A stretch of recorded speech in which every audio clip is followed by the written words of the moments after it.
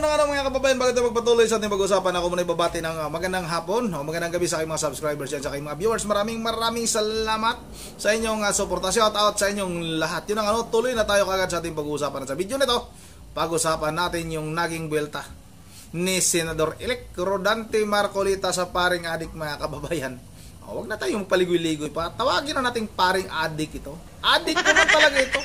Sa pananalita pa ng mga kababayan, talagang hindi nakagalang-galang ito. Pasensya na, isa rin akong Katoliko. Gumagalang naman tayo sa mga pari. Pero sa mga pari na mga ganitong klaseng tao, mga adik, mga kababayan, galangin ba natin yan? Dapat ba nating respetuhin yung mga yan? Hindi na. Itong pari na ito, siya na mismong umamin na dati siyang gumagamit ng droga. Hindi natin alam ha. Baka kunwari lang na dati. Baka kahit ngayon mga kababayan ay patuloy pa rin siyang gumagamit. Kasi nga sa kanyang pananalita pa nga lang ay hindi nakapanipaniwala. Tuloy binultahan ka ni Senador-elect Rodante Marcolita.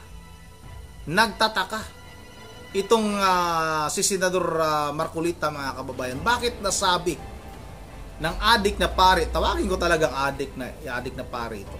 Wala nang patumpik-tumpik pa ito. Kaya nga mga kababayan, dati sa tutulan talaga, halos linggo-linggo ako nagsisimba.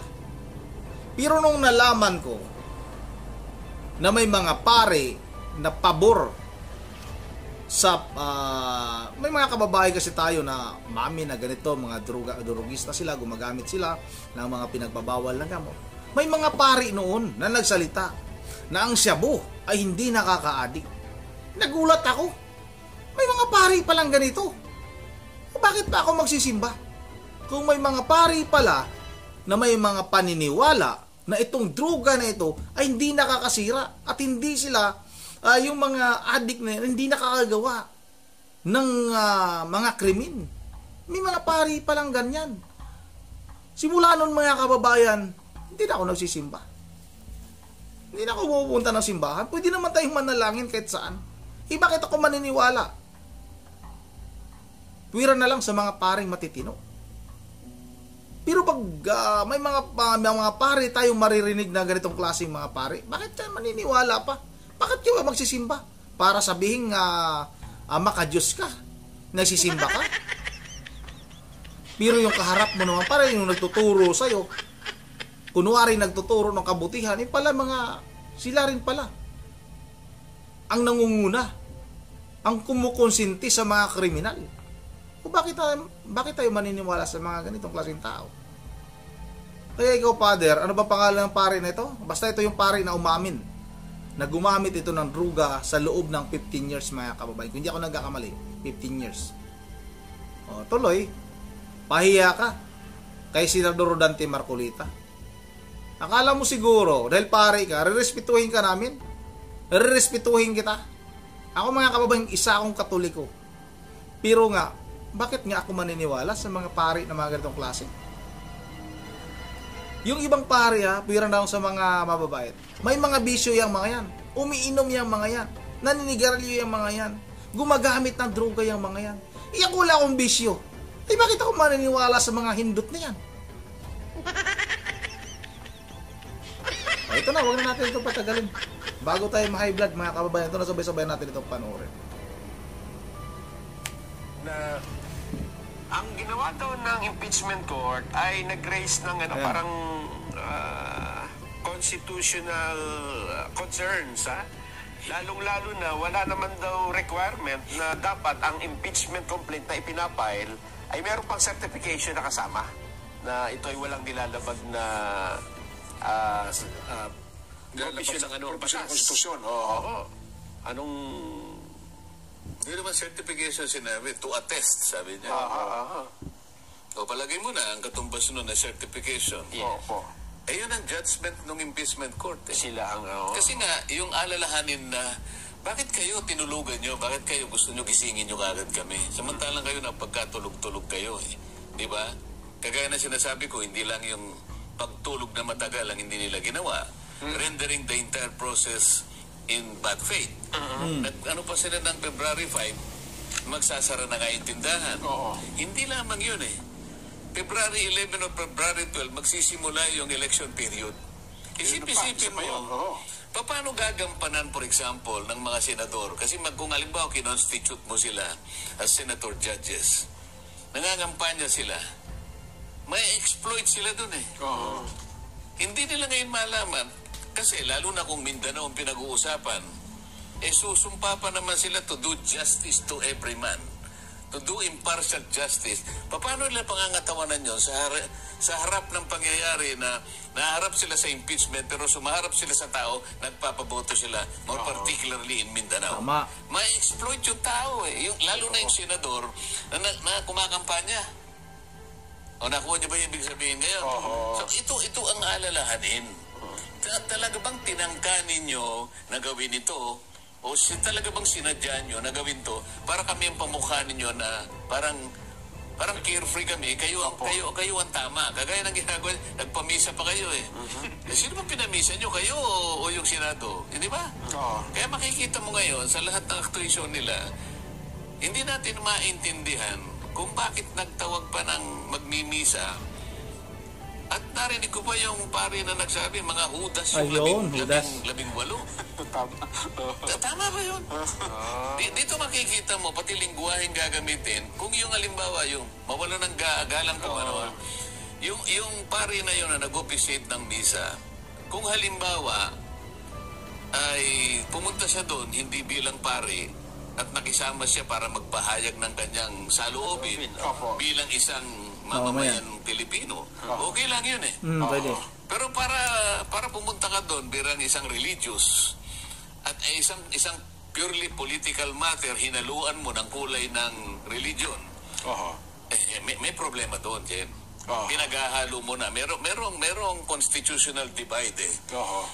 Na hindi makikialam yung politika sa usapin na relihiyon. Yun lang aking masasabi dyan. Bagay kasi yung Ginoo na yun eh, mukhang kasama yun sa mga galit na galit sa mga Duterte. Akalain mo tawagin hudas yung mga taksil sa bayan. Hindi ko alam kung ano yung forma ng misa. Pero ako ang palagay ko, kahit na hindi ko alam yung kanilang tuntunin dyan, pag siguro ikaw ay nagmimisa, para sa inyo isang banal na ritual yan, huwag ka na magagamit ng ganong pananalita siguro. Hindi ba? Tama po kayo.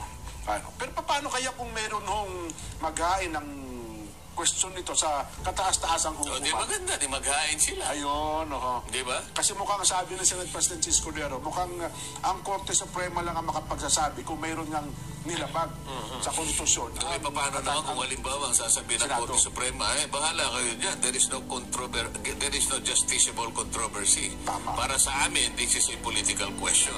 Ayaw naming magpahayag. Hindi, tapos. Diba? Ang gusto ko lang... Ayun ang mga kababayan, balik tayo sa pari na nagsagawa ng misa at tinawag pa yung 18 senador na mga hudas, yung 18 senador na ibinalik nga yung article of impeachment sa Kongreso at tinawag niya itong mga hudas daw. Ano naman kayang tawag sa ganyang klaseng pari? Siya mga kababayan, dapat siya yung makitaan natin ng magandang pananalita. Pero nga, nakisawsaw pa siya mga kababayan. Dahil nga, siya pala noon, siya na mismo ang umamin hindi natin alam na kunwari lang na tumigil ito sa paggamit ng pinagbabawal na gamot. Dahil alam naman natin sa ngayon ay talagang bumalik, talamak na. Talamak na naman yung pinagbabawal na gamot sa ating bansa. O ito mga kababayan, baka sabihin ninyo na hindi ito totoong mga sinasabi ko. Ito siya na mismo ang umamin noon na talagang gumagamit siya. Paring adik nga ito. Tawagin na nating paring adik. Huwag na tayong magpaligoy-ligoy pa. Tayo ay gumagalang sa mga pari. Dahil kagalang-galang naman talaga sana yung mga pari. Pero pag ganitong klase nga, puwira na lang sa mga mababait sa mga matitinong pari. Tabi-tabi na lang sa mga matatamaan. Ang tamaan, huwag magalit. Bato-bato sa langit. Ang pari na tinatamaan, huwag magalit. Ito na, sabay-sabay natin panoorin. Ang mga taong humusga, 18 senador, ang mga hudas na mukhang alagad, ngunit ang kanilang mga kilos ay malasubas. So, ayan mga kababayan ha, mga hudas. Siya anong tawag sa kanya? Nagkukunwari ka na makadiyos ka? Isa kang pare? Kaya dapat paniwalaan ka? Hindi ka kapanipaniwala, Father. Paring adik ka. 15 years. Naggumamit ka ng shabu. Anong ginawa mo sa loob ng 15 years na yan? 31 ka, naging pare. 31 years old. Tapos, nagsimula siyang gumamit, mga kababayan, 16 years old. So, 15 years na gumamit ng pinagbabawal na gamot. Kahit nung nagsimula na siyang naging pare, gumagamit pa rin siya, mga kababayan. Huwag niya tayong linlangin. Kung nalinlang mo yung mga nasa parokya mo, ibahin mo ang mga nakakakinig sa'yo. May mga sarili tayong pag-iisip at hindi mo kami mabubula, Father. O ito mga kababayan, panuorin natin ito.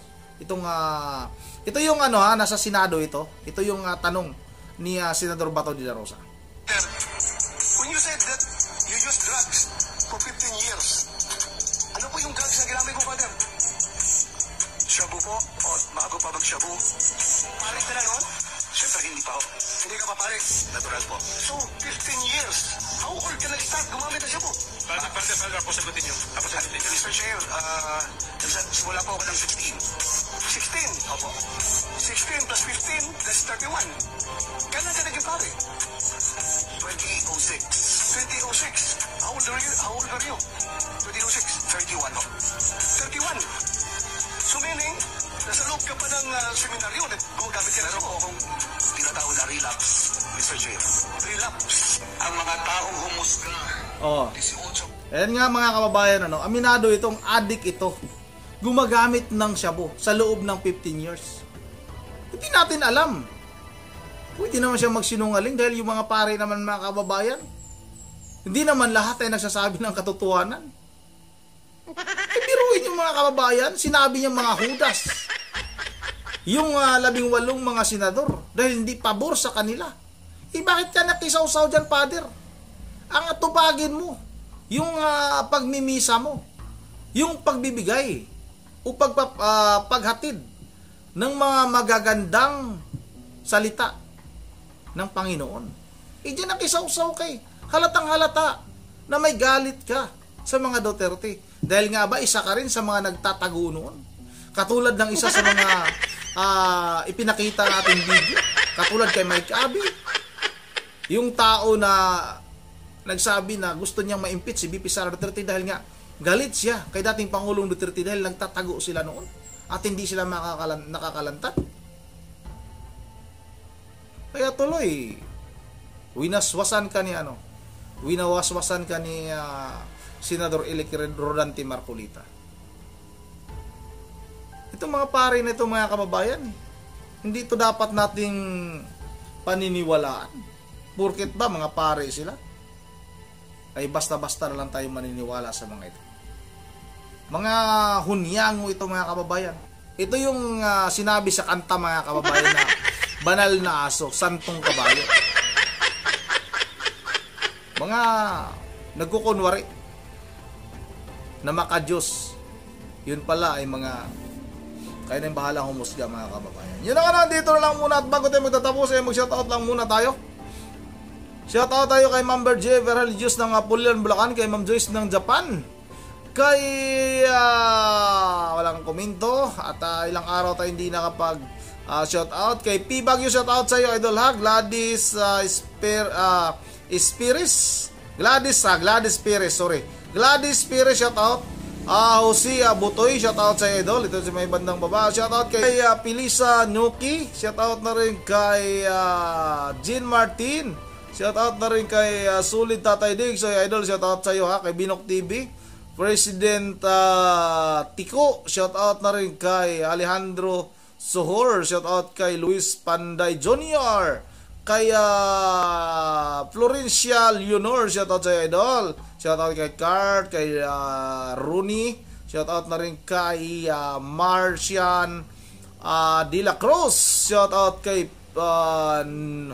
Norberto Palmihar, shout out na rin kay, hindi ko tayo hanapin ko muna ha, mayroon ko siya shout out dito kay Pilma Bidas, shout out Pilmar Nabidas, shout out kay Danilo Dimisa, kay Imelda Pascual, shout out sa idol, Alexander Tamang.